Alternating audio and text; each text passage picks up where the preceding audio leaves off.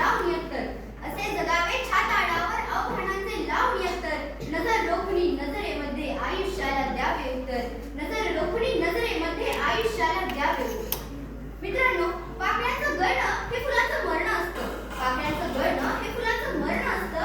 पण मरतानाही इतरांना सुगंध देणं यातच तर खरं आयुष्य असतं. पण मरतानाही इतरांना सुगंध देणं यातच तर खरं आयुष्य असतं.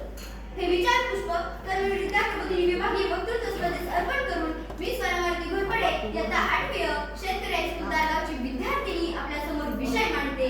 हे जीवन सुंदर आहे. वेलीचे मन फुलल्यावरती गंध लाभतो पुष्पांना.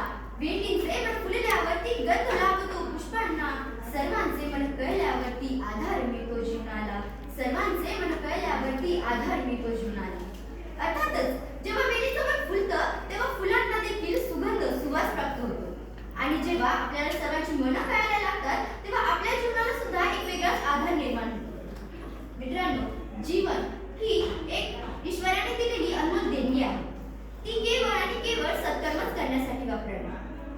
प्रेम, नैतिकता, सहानुभूती या मूल्यांच्या आधारावर ईश्वराने जीवनाची सुंदर इमारत उभी केल्यामुळे तर हे जीवन अधिकच सुंदर आहे.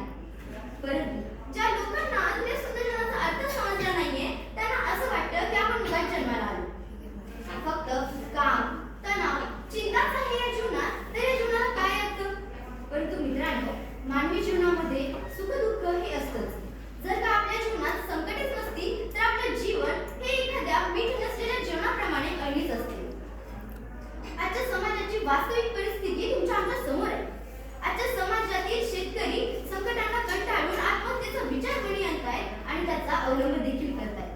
आजची तरुण मंडळी सोशल मीडियाच्या जाळ्यात अडकून आत्महत्येचा प्रयत्न करतात.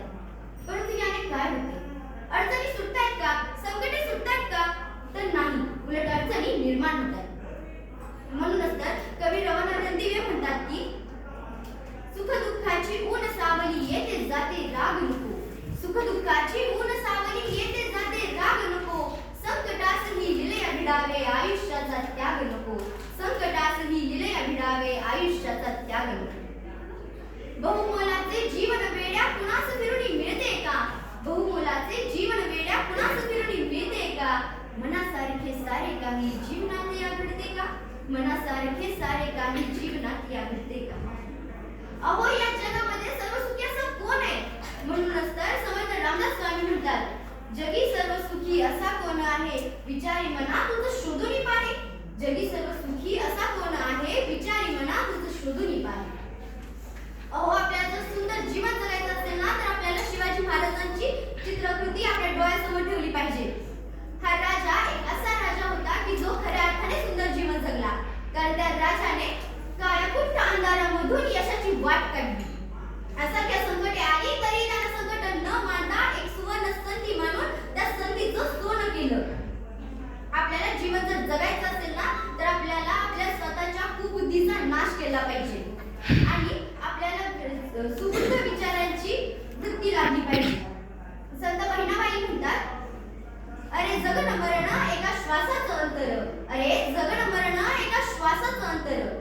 खरंच मित्रांनो, कोणत्याही जीवाचं जन्मणं आणि मरण यांच्यातील जे अंतर आहे ना त्यालाच आपण म्हणतो की जीवन जगणं. आपण जन्माला येतो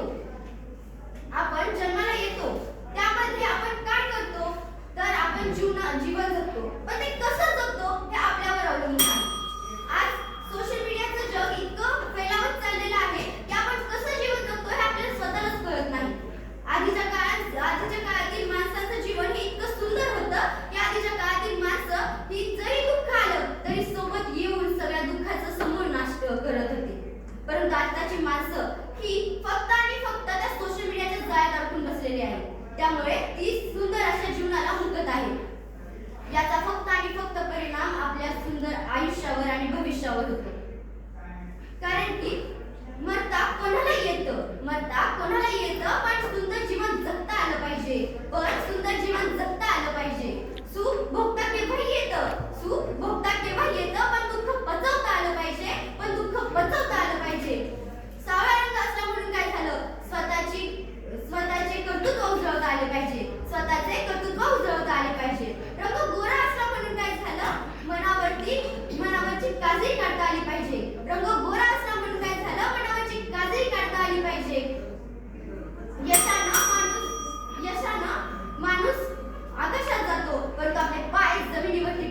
पाहिजेत, परंतु आपले पाय जमिनीवरती ठेवता आले पाहिजेत.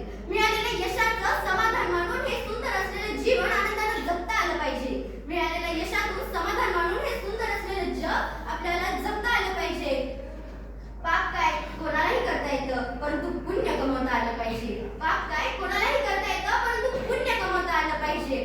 ताट तर काय कोणीही चालू शकतं, परंतु खाली वाकून अभिमानानं नव्हे तर आपण आपल्या स्वतःच्या इज्जतीने वागलं पाहिजे.